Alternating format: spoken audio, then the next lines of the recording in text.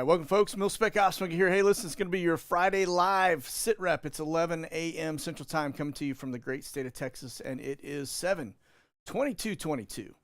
So without further ado, let's hop over the board. Make sure you hit that like, subscribe, and bell for notification as it helps the channel. And remember, too, if you want to support the program and the team, you can do so via Patreon or via membership here on YouTube. Patreon is as little as $3 a month. YouTube's about $5 a month, but any of it is actually very appreciated. It helps us keep the lights on. So, all right, let's hop on over here to our board. You can see we're starting out here in Skyglass as always. Looking at the P8s and P3 activity, you'll notice we still got this little run right here. We're going to look at that closer in a minute. Now, I did get some feedback from an F-18 Navy pilot that said a lot of what we're seeing is kind of normal. Now, the only way I personally take a little bit exception to some of that criteria, because they say that in this general area up here in Pax River, around that general area, that there's some testing that goes on and they fly a lot of P3, P8s. Yes, that is accurate.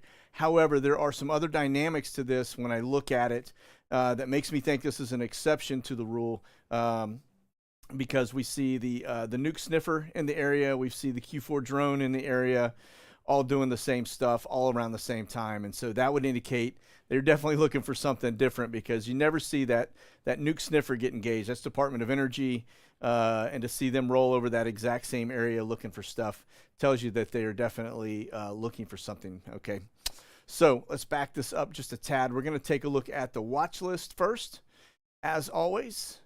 And so this is basically, you got our Zulu 82, that bad dude's still up there hanging, which is setting records. Those not familiar with it, that is basically a solar drone. Some intel right there on the border. We got some E6s that are up. Those are going to be your TACAMO, take off and move out. That's going to be your Habal balloon coming out of Raven Aerospace. It just hasn't been turned over yet to the DOD, so to speak. So it still shows as a Habal balloon, not mil intel. Lots of custom and border patrol. Most of the stuff you see in the blue is going to be that Homeland Security, border patrol stuff there as well. And same here. Now, get up here to the coastline. You can see there's that little P8 we were just talking about a minute ago in that general area, right at the mouth of the Chesapeake. Another P8. And that's going to be a training flight. That's the Venus 93, I believe. And then there's your score 69. That's going to be an E6. Again, TACAMO, take charge, move out. It's going to be a Navy bird talking to ICBMs. Okay, over here to Portugal, you're going to see we got a little drone up. That is theirs, called Shadow 25. You can see that one we see out and about on a pretty regular basis. And then here is R135. Looks like the UK is doing a lot of the legwork today. As you can see, now that little run of the route right over Kaliningrad, sorry.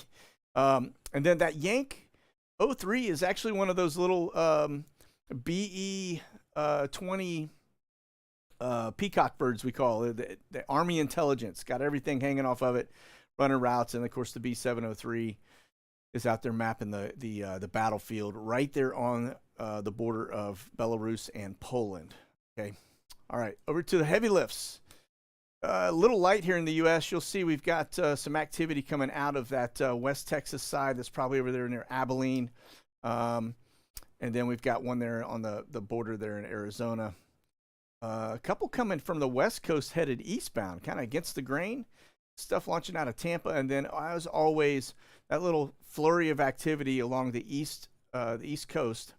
When we get over to Europe, and it's not as busy as we have typically seen, but it is still pretty active. You'll notice everything's still flowing in and out of the UK. That's going to be kind of the heartbeat of everything coming and going for the most part, besides Ramstein. Then you can see we got some stuff headed down here into kind of that Middle East area. And that kind of takes us from an overview perspective. All right, let's get over here to refuelers. Got a flurry of activity coming out of Kansas, which is kind of interesting. That's a boatload of 767-200 air refuelers and peppered with a couple of KC-135s.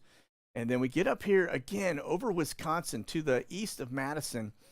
We have tankers that are up for some reason, which would indicate fighters. So just kind of a data point for you. But and then, of course, out here off the coast of North Carolina. And then this one over Tennessee. Again, two locations you don't really see a lot of fighter activity. Don't know what they're protecting or why they're up over that general area, but it looks to be kind of the case. So get over to Europe. From a U.S. refueler perspective, very quiet. We got one right over that area, kind of near Constanta. That means we got fighters up, watching and patrolling the area. Now, it is interesting that it looks like they just came up with a grain deal with Turkey. And we'll see how that sticks, but that could change the dynamics there in Constanta as well. And they probably knew that when they came up with the deal. So, okay, let's get over here to the Northeast. This is what I want to talk about. We were looking at the P8s on Skyglass. This was yesterday afternoon. Again, you can see that's a P8 score 84 running routes in that same general area. Remember, this is the you got the Chesapeake, and it runs right up there. Notice they're right at that mouth of the Potomac as well, kind of covering both of those, coming out of that Lexington Park area. Again, I think there's something to this, just given the fact that we've had the Q4 drone out on the coastline, as well as the exact same area, as well as the nuke sniffer bird coming in and looking, doing a little recon as well. So that's what makes me think that this is not just business as usual. I think they are actually looking for something. So, okay. Back over to the board again. These are our P8s, as you can see, a flurry of launch activity in the last 24 hours, which seems to be pretty consistent. We've seen that over and over every time we come in and just look at the P8, P3 activity. All right. Well, listen, did you get the good news? I don't know if you heard this or not, but our border, according to Mayor Koss or whatever, however you spell this guy's or say this guy's last name, he is making the claim that our border is secure. So this is cause for celebration, saying that more than 200,000, even though 200,000 migrants are passing through the border every month for the last 3 months. So, but yeah, I mean, look at it. Here's the proof in the pudding right here. The border is secure. Nothing to see here, folks. This is down at Eagle Pass in Texas. They're just taking a dip to cool off, man. That has really nothing to do with a secure border or not, but you can see very secure, nothing to worry about, nothing to see. And oh, just another data point for you folks. All right, tongue in cheek. Let's hop on over here to, as we talk about secure borders, I want to point out all the activity that's bouncing in and out. You see a couple here in the interior. This is actually Swift Air. We usually look at this at the back end, but I just want to show you how secure that border is. Notice all the flights that are going down to South America. I don't know. I honestly kind of feel like I know we put the pinned it as Amazon stuff, but then that has kind of changed. Amazon started kind of spooling down, reducing their footprint, and having supply chain issues. And now, as we start to look at it, almost makes you wonder if they aren't trying to recruit people into our military, because that is a path to citizenship. Since most of the people coming across the border are single-age males, but we'll continue to watch it. And I'll point out why I say that here in a minute, okay? Now, over to Flight Radar, folks. This one is stellar. Now, I know we just had a huge solar event, and that's what causes this and the earthquakes. Every time we have something big, these bad dudes start popping off. We've got 11. So if you look closely, you've got Krakatoa going off, Ibu, 2 of them here in Japan, and then we get up here to Russia. We got this one still popping off, and that one's got a pretty good ash alert area. And then down here to Central and South America, Fuego, that's one we always see. This one here in Mexico, and then you've got another 4 here. So pretty heavy. Like I said, the heaviest we've ever seen is 14, but 11 is what we're counting today, and that is it's a pretty solid activity from a volcanic perspective. Now, that will change the climate, folks, 100%. These things keep spewing, and it'll actually decrease the temperature, which right now wouldn't be a bad thing, but when you head into the winter, it will definitely make things a lot colder. So, all right, let's move on over here to Flashbang's schedule. He is clear for today because he has the big CV-19. And anyway, so we'll just keep on going. Nothing really to see here. So we'll get back to reality. Oops, there goes gravity. All right. Here's the big spill for you. White House clash with Pelosi over Taiwan. I don't know why this woman is so defiant on actually trying to get to Taiwan, what she has any business doing in Taiwan. But twice now, she's attempted a trip, and they've somehow canceled it. You may remember the last time she had the big CV-19er, and they canceled her trip. But somebody else went over there. We did watch it and track a little Gulf Stream that popped in, probably on her behalf, if I had to guess.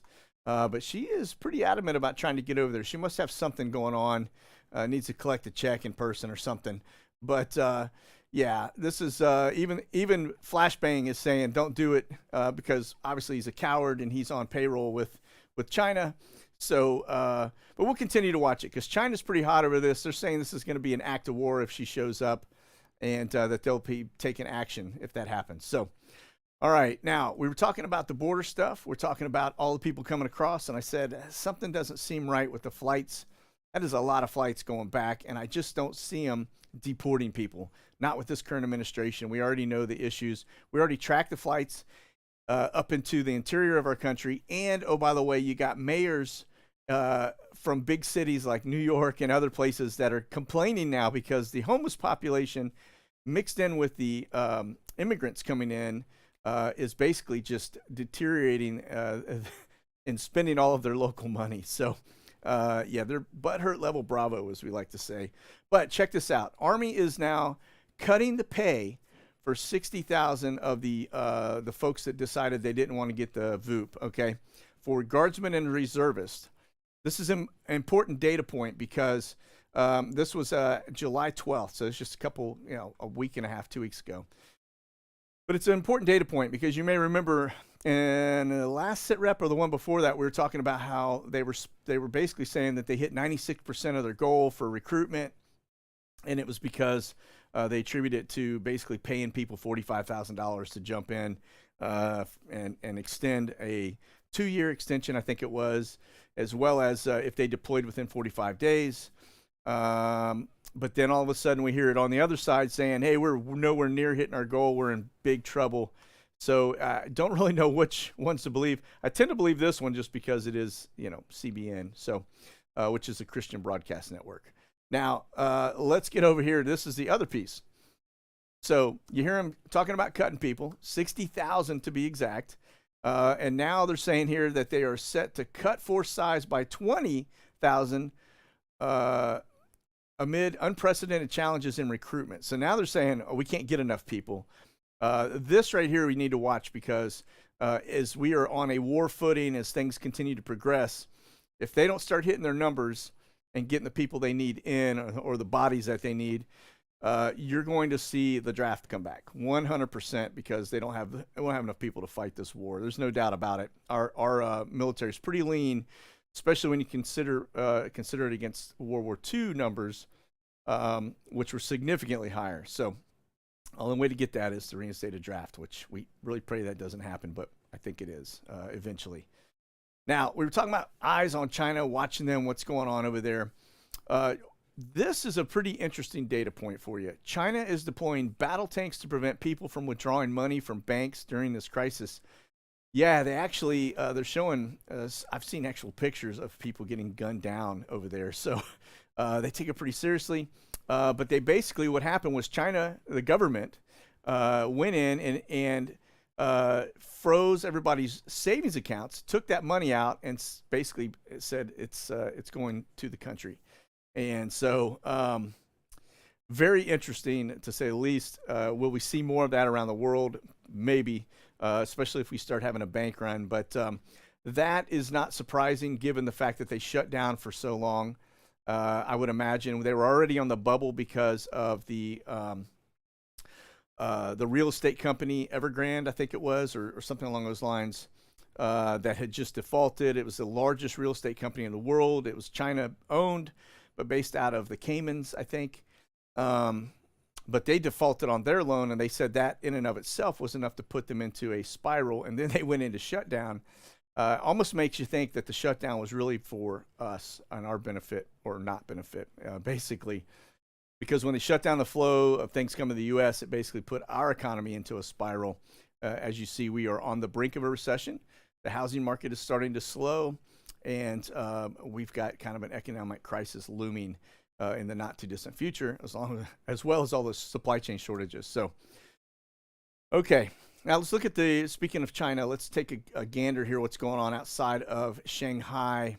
This is going to be the big port in Shanghai. You'll notice we still have a pretty big stack up of ships out here. Now that's how they do it.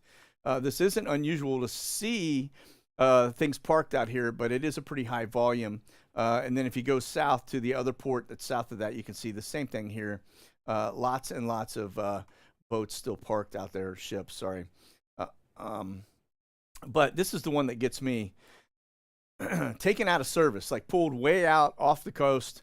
These are going to be a mix of probably cargo ships as well as tankers. All right, so you can see that one little green one right there. That's going to be a cargo vessel. That's what makes me think that these are all, as they start to come online, these are ones that are not sitting idle or anchored and are moving, but just are kind of off the grid, so to speak. But look at that, pretty stacked up. And it rolls out, even out here extended. So that's a lot of ships, thousands of ships out there. Okay. All right. So it looks like as we continue to watch it, China is just feeding themselves, as always, up and down their coastline, bringing things into their own ports and feeding up here into Shanghai. Much not Shanghai, but Beijing. So nothing's really changed from the flow perspective. One thing I don't see is any indication that stuff's still coming to the U.S. We do see a couple from Hong Kong coming in, but it's sporadic. It's onesie twosies. It's not anything big or enough to basically get our inventories supplied and moving. So, all right. Now here's one. We were talking the other day about Boris Johnson resigning. This is Draghi. He is the premier for Italy, and he also has resigned. And so it's basically plunging Italy into a new political crisis with the euro, the bonds, as stocks continue to slide.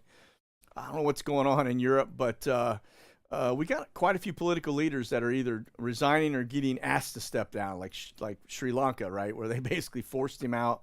Seems to be happening a lot around the world. Really wonder, you got to kind of keep eyes on who's coming in behind them. Are they part of the World Economic Forum? What is their deal? But maybe these people are the ones that they can't get it done, and so they're moving them out of the way and making them step down. So, again, a data point. All right. Now this one I understand it just got signed. Remember, this is the Ukraine grain export. Now we watch stuff coming in and out of Constanta quite a bit. However, the stuff that these guys are basically signing up to, it doesn't benefit Ukraine. This is basically booty that Russia has actually claimed while they're taking over stuff. They're getting their hands on the ports, they're getting their hands on the grain, and now they're working deals to export it and basically brokering something. This is kind of an interesting deal, but keep our eye on that. I think it's good because it's flowing, but who it's flowing for and to is a little bit different. I don't know that that's necessarily a good thing for us, okay? All right, over here to our Notams. Just a quick look. Now we have no travel out for Flashbang because he has got CV-19er, and so, which is fine and dandy. But just to show you, very, very active. Now there are some little ones here and there that pop in that are tied to either fires or something like baseball field or something, sporting event, but not very many. Most of these that you see on here are going to be some type of military operation or activity across the U.S. Now, it is summertime. We got the 2 weeks where most of the Guard units are being deployed for their weekend warrior stuff, and so that could add to this, but we'll continue to watch it. The big thing that I want to point out is up here on the border. Notice there is a lot of stuff, both sides of the border, taking shape, all right? And so that is something we just need to watch and continue to watch. Don't know why we have so much activity on the border, but we'll watch it. Okay. All right, now over here to Europe, as you can see, very, very, very busy. It's just one big red blob at this point. The thing that probably is the biggest takeaway is that the flow of air traffic coming in and out is slowly being pinched. As you can see, the eastern side populated by the day. So, all right, over here to the marine side of the house. Let's see what we got going on with the warships. Now remember, circles versus arrows. The dots are basically vessels that are parked. When you see the arrows moving, that means they're on the move. We're looking from an indicator perspective to see a lot more arrows than we are dots. This looks pretty active, actually, but there's still a lot of stuff sitting in ports all over the place. Now, Kaliningrad is the area that we've been really kind of keeping our eyes on. That right there, that SB-123, that's the old, they call it SB, I think, because it's a Soviet boat. I'm not 100% on that, but pretty sure that's a Soviet boat in Kaliningrad, sorry. But yeah, this is very interesting. You get over here to the Black Sea side of the house, and you can see a lot more stuff showing than we normally see in this region. And then, of course, we got this over here. But this is Crimea, the Black Sea. Again, pinch point, not a lot of room to operate. If you get into the Black Sea, you can see that it is very, very tight going through here, right? All these are boxes that they have to kind of observe and fly around for the most part, right? Military activities. So when you see our R-135s come in, that's why they run this little route. They get as close to that little line right there as they can to allow them to see into Crimea and the region, but they're also looking at all the vessels that are out here as well. All right, over to the Ukraine map, just to give you kind of a little bit of a baseline on what's happening here. Very, very active. You'll notice a lot more dots in terms of strikes by the Russians as they hit the news cycle, so to speak. Not too much going on up here yet with Kiev. I don't know what this is. I'll have to click on it to find out. Let's see here. Okay, Corbyn was not allowed to Ukraine after citizenship was revoked. It's not really anything we need to care about, but anyway. But these dots up here are Russian troops, and I imagine we'll see this start to increase. My guess is their next spot will be Kiev. That's a pretty big undertaking, even for Russia. All right. Ukraine is a very large state, especially when it comes to Europe, and it just takes a lot of time. So, again, this is Crimea. This is the Russian-controlled, and so they lost Snake Island, which was down here. This is Snake Island, and I don't know that they'll try and get that back, but we'll continue to watch it, as always, see if it increases, which I believe it is going to, and here's why. Russia declares that the war goals have been expanded after the West pumps more arms into Ukraine. Yeah, they're probably getting pretty fed up as we fight this proxy war in the region. The HIMARS were the one, I think, that really kind of set us off. Those are that mobile rocket unit. I think it can hit 145 miles or kilometers in or away, should I say. And they were basically taking it on the chin, the Russians were. From Ukraine, and they've started actually seeking out these units and taking them out. So continue to watch it. All right. Now, we were talking a little bit about the Chesapeake and the entrance into the Potomac. Now, this is the latest. This is that sniffer helo I told you about, or been telling you about. So when I say sniffer, I'm not talking about flashbang. I'm just talking about this helicopter. But it is owned and operated by Department of Energy. It's a security helicopter. There are two of them out there. This one's on the East Coast. The other one's out near Vegas. But this thing is out and about. If you look 2 days ago, it ran up and down the shore, the coastline. Now, this is your entryway right here into the Chesapeake. This is the Potomac. Okay, but they went across. Now, they were last week with the Q4 drones, the P3s, the P8s. They were running routes right across here as well, looking for either biological, chemical, or nuclear. But this wasn't just a flight. Notice they went right up the coastline, right up the beach. But what you have to pay attention to are the deviations in altitude. This is the yellow line here is your airspeed. The green is the deviation in altitude. So when you see these spikes moving around, they are basically getting different levels of air quality samples bound. And then we've got this Omni Air that is en route from Fort Worth Alliance, and then you'll see it's headed up to Indianapolis. More than likely that is troops as well.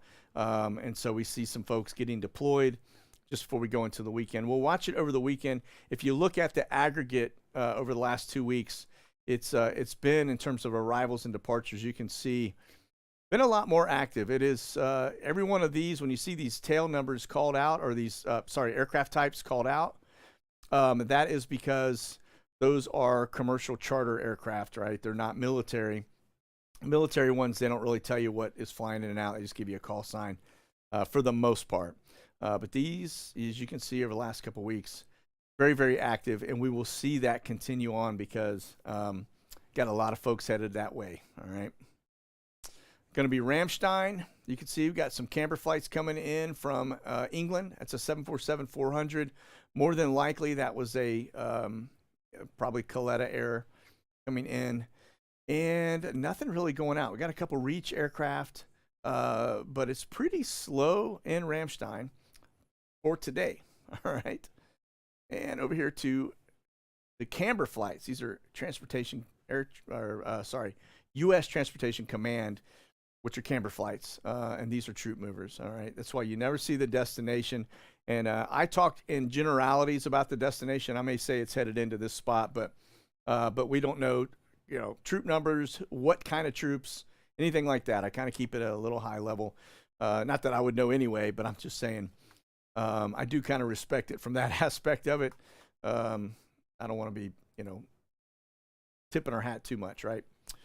Okay, this is going to be the Brits. Looks like we got one coming into the U.S. He's at 36,000 feet, 483 miles an hour, and level. Another one here looks to be inbound, and then this one's going back. And then this one out here in the middle of the Asian Pacific looks to be landing on ground right now. So, okay, that's going to be your Brits. This is going to be your Ruskies. So we got one helo that is currently up, and then another one looks like it's coming out of St. Petersburg, headed back to Moscow, more than likely. Now, I know when you look at this, it looks like a fighter icon. It's not. It's going to be probably like a little Gulfstream or something along those lines from a Russian perspective. Okay. All right. Not too much going on. We do see some stuff there, though, from a Ruski perspective. Okay. Now, let's take a look. This is going to be those Omni flights. You can see this one looks to have come out of Shannon, I think. Headed inbound. Looks like it's headed to Fort Worth Alliance right here. So, yeah, Shannon, sorry. Down there at the bottom. Just got to look. And then one coming out of Guam headed into Hano. All right. That's that one right here. So troop movements, more than likely, could be rotating people out, or they're just coming back empty. They're going to be putting some more butts in the seat and heading outbound. Now we get over to the U.S. Navy logistics. This is just a data point for you. Okay, it's not. These guys are moving. It's just like watching the Omnis or watching. Sorry, not the Omnis, but watching the C-17s, etc. These are going to be little Navy birds that are working logistics. And it looks to me, as I back it up, everything is domestically moving. I don't see anything international, except for that one right there. Looks to be international. Catania. All right. But it's not showing. You just see the dot, but not really see the flight. Okay. SAM flights. Now, we're watching the SAM flights because if Fancy Pants Pelosi decides to bolt, she's going to be on one of these, more than likely. And so you can see this one's coming in. Looks like from probably near Labrador or somewhere there in the Netherlands, inbound. Now, we just had this same flight. It was actually up here in Greenland and just came through. So it's the only SAM flight on the board right now, so not too much active-wise. And let's get over to our weather manipulators. This one is, I find, very interesting. It's a NASA flight, took off out of kind of Jacksonville Naval Air Station, it looks like, running out here over the Atlantic. Again, remember, this is the area that we've been watching all the activity on. Could they be doing some water stuff surveillance-wise? They do that kind of thing as well, right? They'll get in and kind of start looking at land temperatures and water temps and depths and, all kinds of different things. They've got that penetrating radar that allows them to look at a lot of different stuff based on the aircraft types. So this one's out over the Atlantic, and then let's see if we got anything else. This one's just coming. It looks like it's doing a ferry flight across the U.S., but the only two that I see up right now from a NASA aircraft perspective. And then we watch these folks. These are the NOAA, so that's the National Oceanic and Atmospheric Administration. Just kind of keep our eye on them because anytime we start getting storms or things like that, you'll see them fly around. Actually watch them go in and out just ahead of storms, behind storms, gathering data. So they say they might be, who knows, cloud seeding. Ain't no telling with this government, that's for sure. All right, so let's talk a little bit about how we get our data. This is actually my feed. As I showed you last time, I took the rings off because somebody tried to pinpoint my location. I will tell you, it is completely skewed. And as I get into it, now this is, if you want to support and do this kind of thing, it feeds the machine that we look at on a weekly basis. It is actually, I love it because it's really cool to think that I'm contributing to this, not just from showing aircraft and data, but I'm actually putting into the portal flights and things like that. So this is actually Dallas Fort Worth.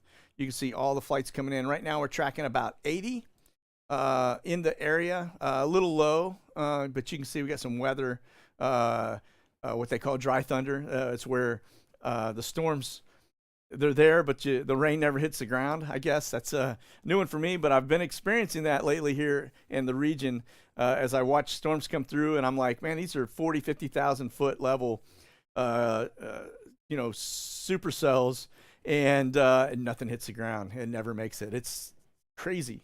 So anyway, but to feed that network, I'll just show you kind of how this whole thing works. So Skyglass actually utilizes the stuff coming from ADSB Exchange, right? He along with other systems.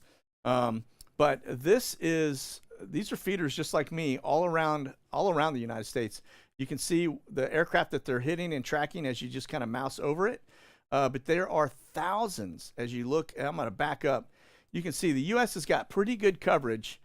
But there are still some gaps in there where they're reliant, you'll see things that are a little harder to track. Now, if you have these on ground, they're feeding into this antenna network. Here's the other thing too. Notice for privacy up here, locations are approximate. These things are within about a 5-mile range, right? So they're not, you can't dock somebody by pinpointing where their thing is because it's not really where their thing is, okay? So just pointing that out real fast. But if you back up and look, like there's a lot of gaps in here still, out here in Nevada, out here in the kind of central U.S., where you'd think we'd have it. Now, let me back it up a little. You can see the coverage all over the world, especially you get over here into Europe. Even in China, we've got stuff. Now this is kind of no man's land up here, but these are all antennas that are basically feeding into the network, and these are individuals. This is kind of a cool thing. Now there may be some other stuff sprinkled in there, but most of these are individuals. But it's 8,308 feeders that feed that network that allows you to see this and allows you to see this. So it is all of that data as it comes in, and these guys are flying around moving.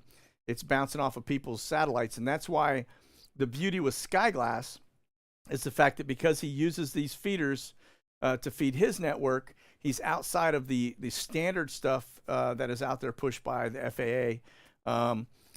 We are able to actually see aircraft that are not really seen on other networks, okay, on other flight trackers. So if you're interested in doing that, again, I got no skin in the game other than the more we get out there, the more our information becomes complete, and the harder it is for them to hide from us, so to speak. But this is a Skyglass. He has his own. This is a Breathman. It's a box about this big that you basically plug in. You can set it on your windowsill, and it's going to actually be providing a very good footprint. We've tested it. I've gone up to about 4 floors in a nearby parking garage and put that out there with the little 6-inch antenna, and we're tracking aircraft almost 300 nautical miles. So it's pretty impressive. A little tiny deal like this. And then, of course, the Warthog, that's the nice one. That's the one that I have. And it is, there's a lot of them out there. Again, they just kind of feed that network. And then you get these little, as you can see, that little antenna right there. You don't have to build all this. It comes pre-built. It's pretty much plug and play. There's a little set of instructions that get you onto the network. But once you're done and you're in, you're broadcasting and you're part of it. It's, like I said, very, very cool. We're going to do a show on this. This is the antenna I have on my house. It's about 25 inches, and I just put it at the highest point I could.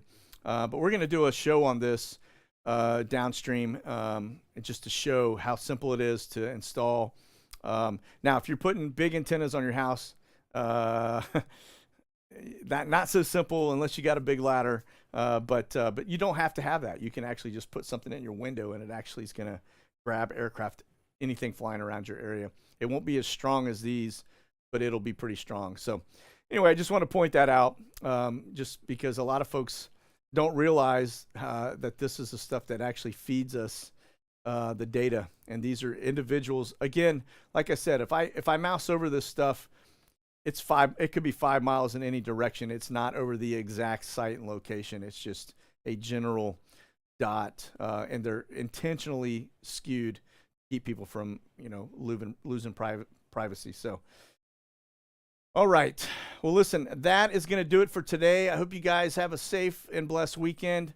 As always, keep that powder dry and stay frosty. Things are changing rapidly. The news cycle, just trying to keep on top of it, all the things going on, the moving pieces, is quite challenging. So hopefully you find this all informative. Again, if you hit that like and subscribe, it does help the channel. It helps us tremendously. So we appreciate it.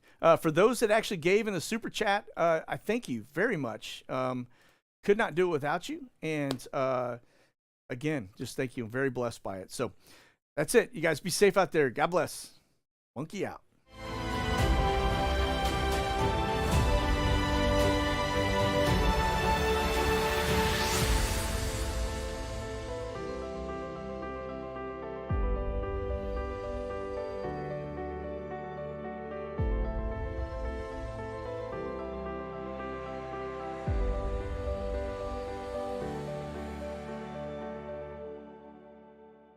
Check out the latest gear and products at monkeyworksus.com.